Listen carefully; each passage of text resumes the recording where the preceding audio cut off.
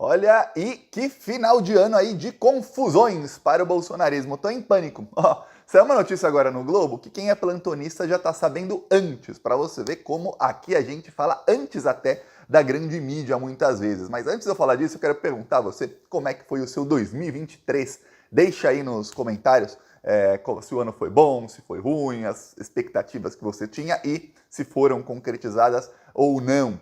Olha, vamos falar aqui do pessoal que teve um 2023 ruim, mas calma, 2024 deles vai ser bem pior, mas consideravelmente pior. O pesadelo nem começou ainda para eles. Ó, Bolsonaro e o governador do Rio de Janeiro já estão aí com os dias contados. Eu falei aqui há alguns dias o seguinte, o Procurador-Geral da República, o Paulo Gonet, ele puxou para ele todos os processos que envolvem o Bolsonaro, que envolvem a Secretaria de Segurança Pública do Distrito Federal, ou seja, o Anderson Torres, e que envolvem ali os atos terroristas do dia 8 de janeiro.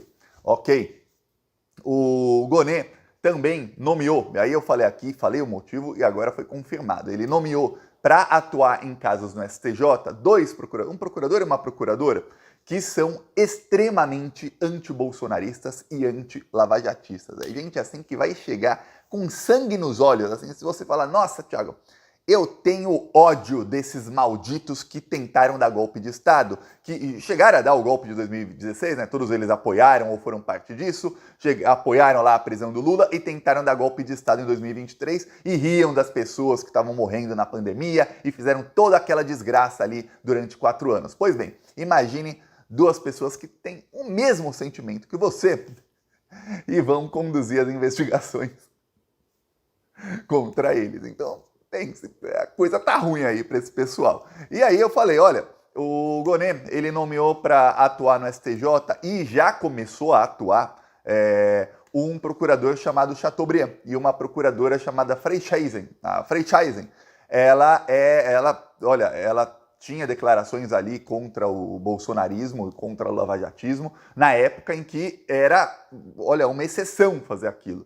E o Chateaubriand tem conversas dele na Vaza Jato, ou seja, a Vaza Jato ali pegou muitos grupos de WhatsApp, um dos grupos que o hacker Walter Delgatti Neto, aliás, Walter Delgatti Neto, que se toda essa desgraça acabou, um dos principais responsáveis, por mais que ele tenha 1 milhão de defeitos, e está preso até agora, o Walter, ele, entre aquelas conversas, o Walter Delgatti Neto, um dos grupos, esse Chateaubriand, estava criticando o Deltan Dallagnol. E olha, ele criticava o Deltan Dallagnol abertamente num grupo de Telegram para outros procuradores. Quando o Deltan Dallagnol era o procurador da República mais famoso do Brasil, era praticamente unanimidade, você falar um A do Deltan Dallagnol, nossa senhora, a imprensa caía para cima de você, a Associação Nacional dos Procuradores da República ia emitir notinha, aí outras associações aí de procuradores emitiam notinha, aí a Força Tarefa da Lava Jato emitia nota de repúdio, que aí saía na Globo, no Antagonista, obviamente, que era o portal oficial deles,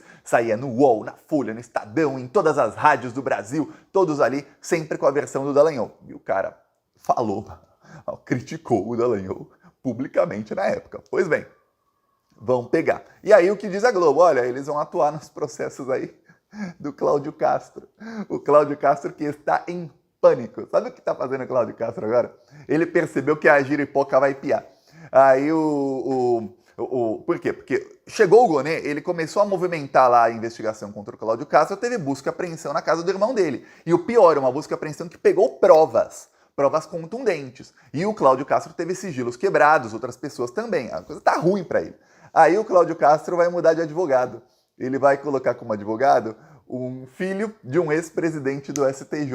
Por quê? Eu vou te falar o que acontece em Brasília. Os caras colocam como advogados gente que é da família de ministros ou de ex-ministros do STJ, porque esses advogados são amigos de quem vai julgar o caso. Então, é uma maneira que tenha muitos políticos ali e que tem os ministros aí de cortes superiores de manter, eles usam isso para manter ali para manter o poder deles, e muitos políticos têm de tentar, não é comprar decisões, mas tentar, olha, o juiz vai se agradar, porque ó, o advogado que eu estou pagando milhões é aí familiar de um amigo desse juiz. Então, eles pagam, mas é milhões mesmo, porque o advogado ele não cobra porque a peça dele, a petição, está muito mais bem escrita do que a de um outro. Não é isso. Ele cobra pela influência que ele tem. E aí o Cláudio Castro, olha, se ele roubou mesmo aí tantos milhões como está aparecendo, boa parte disso vai agora para o advogado. Ele mudar de advogado, né, nessa altura do campeonato é o seguinte, é desespero. Ele está tentando de todas as maneiras, ó, pagando aí milhões para advogado, articular lá no STJ e vai tentar também no STF para anular as investigações contra ele e o irmão dele. Porque ele sabe que se começar a investigar o Cláudio Castro, ferrou para ele. Só que o Gonê tem outros planos. Esqueceu de combinar com o Gonê. Então a coisa vai ficar ruim, porque o problema é o seguinte, quando tem teto de vidro, qualquer pedrinha é pedra. E aí o Cláudio Castro, se não for nessa, vamos supor que ele consiga aí, ó, nossa, articulou, fez bem, se livrou aí tem duas delações contra ele. Tem uma de rachadinha e tem outra de propina, em dois casos diferentes, numa que ele era vereador ainda e outra já como governador. Tá, vamos supor que ele se livre. É só olhar, nem precisa olhar com uma lupa não, é só olhar assim mais ou menos por cima do governo dele e pensar, eu quero investigar isso aqui, ó. Olha, nossa, mais de 350 milhões de reais roubados na CEPERJ, uma estatal lá do Rio de Janeiro, que eles faziam uma mega rachadinha com milhares de pessoas nessa rachadinha. Vamos investigar isso aqui? Pronto, vai todo mundo preso. Então, o problema deles aí é que eles têm teto, não é nem de vidro não, é daquele cristal mega fino. Caiu uma pena no teto deles, estraçalha tudo. Esse é o problema aí do Cláudio Castro e do Bolsonaro. Caindo o Cláudio Castro, o que acontece é que toda a blindagem, a família Bolsonaro e a milicianos, é isso que a Polícia Federal está de olho e que o Gonê vai para cima também, são de milicianos. Toda a blindagem aí eles caem. Olha, a Polícia Federal prendeu no Natal o miliciano mais procurado do Brasil. É como se fosse o Fernandinho Beiramar ou o Marcola dos milicianos, que é o Zinho. Aí, no lugar do Zinho, com ele preso, assumiria o irmão dele, só que o irmão dele morreu. No lugar do irmão dele, assumiria o sobrinho dele, que também morreu, antes mesmo da prisão dele. Aí, o cara que era o quarto da milícia do Zinho, logo que ele foi preso, foi assassinado, muito provavelmente por outros milicianos, que são também ligados à Polícia Civil do Rio de Janeiro. E aí o que está acontecendo agora? Agora a Polícia Federal vai para cima da milícia. A milícia dele vai acabar. Então uma das maiores milícias do Brasil vai ser completamente desmantelada. A Polícia Federal vai para cima disso. Todos esses têm ligação com as milícias de Muzema, que têm ligação com o Bolsonaro. E eles estão infiltrados aí no governo estadual do Rio de Janeiro, em vários poderes. Então isso tudo vai ser desmantelado. Vamos pegar feio esse pessoal aí. E cair o governador do Rio de Janeiro é crucial para que não tenha nenhum tipo de favorecimento a outras milícias. Porque o que pode acontecer é o seguinte, começa a desmantelar algumas milícias e o governador do Rio de Janeiro e a família Bolsonaro e outros aí que têm poder no Rio de Janeiro começam a fazer com que outras milícias ligadas mais a amigos deles comecem a crescer e tomar o lugar da milícia que foi desmantelada. E aí não adianta nada. Troca 6 por meia dúzia, ou até pior. Até piora. Então, a polícia vai para cima de todo mundo. E aí, o Globo já disse. Parece até que a jornalista estava assistindo o Plantão Brasil.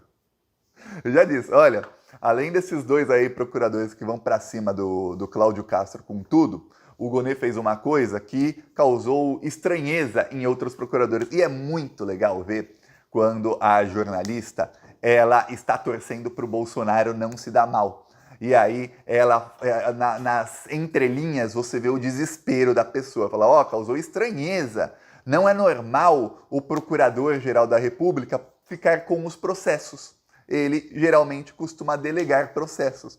E aí a jornalista entrou em contato com a Procuradoria-Geral da República, a resposta foi seca e áspera. Falou, tá! Um corte assim na Globo, que esses processos não serão delegados. Ou seja, ele não vai mandar o processo para outra pessoa. De jeito nenhum, vai ficar com ele, com o Gonê. Que isso e aí a parte da notinha que mandaram para o Globo diz assim, e é atribuição do Procurador-Geral da República investigar essas coisas. Ou seja, é a Procuradoria-Geral da República que investiga. Se é o procurador, se são outros, não é da sua conta, Globo.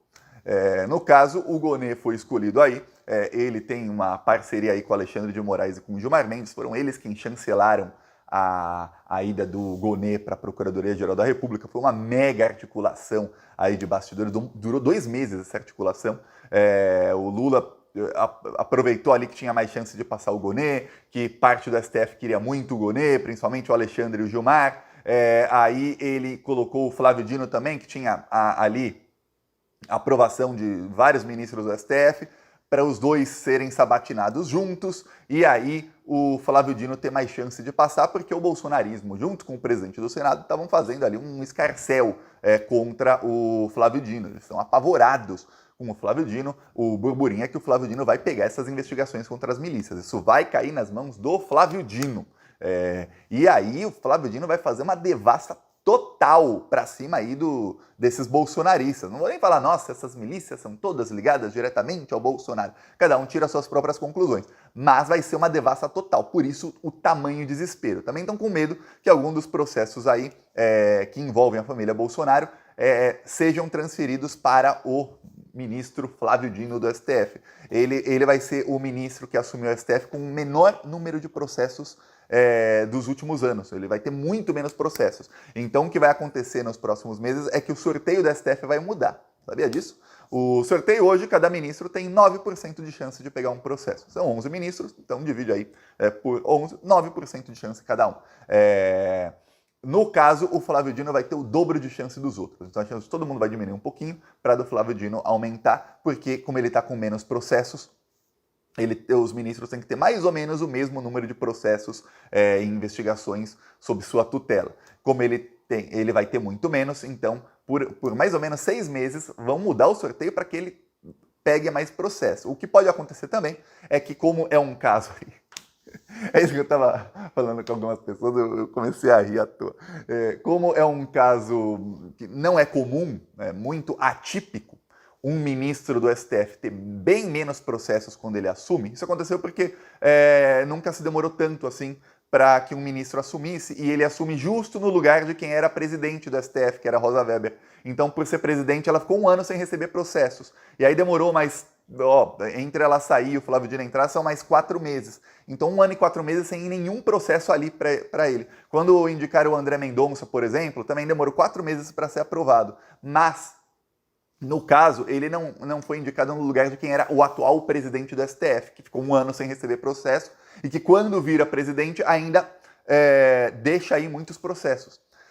Então, por isso, por ser uma situação atípica, pode ocorrer de ministros simplesmente entregarem algumas investigações ou processos e dizer, ô Flávio Dino, fica contigo.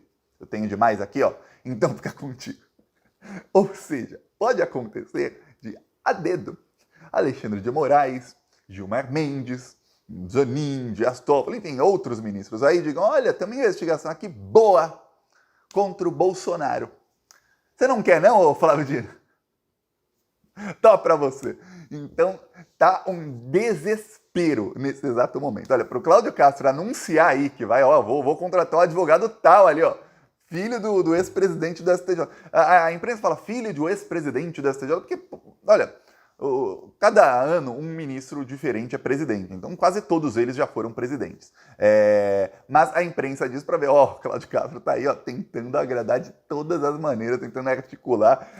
Saiu matéria aí essa semana de que estão fazendo chacota em Brasília com o Cláudio Castro, porque ele gostava de bradar aos 4 cantos que jamais seria pego por ninguém, porque ele tem amigos no STF. Cadê seus amigos, ô Cláudio Castro? Cadê seus amigos? Sumiram. Inclusive, dizem que, na verdade, ele não tem influência nenhuma, o Cláudio Castro. Ele só brada. Um cara que até poucos anos atrás ninguém conhecia, era um vereador, se tornou governador do Rio de Janeiro e chegou lá, tá todo deslumbrado, ó, pegando muita grana, mas muita grana mesmo, e achando que tá mandando no Brasil. Não tá. Veremos aí como vai ser o fim do Cláudio Castro. Muito provavelmente igual ao fim de vários dos ex-governadores do Rio de Janeiro. Preso. É isso que vai acontecer. Eu não sei se vai preso ainda durante o tempo do mandato, antes de 2026. Mas que tem uma chance gigantesca do Cláudio Castro não terminar o mandato. Aliás, dele não ser governador até o final do ano que vem. Ou seja, estamos aqui no último dia do ano. Pois bem, no último dia do próximo ano tem uma chance enorme dele já não ser governador do Rio de Janeiro. então a situação vai piorando. Eu peço aí a sua inscrição no canal, seguiremos aqui na luta contra essa corja maldita e estaremos juntos em 2024. Falou!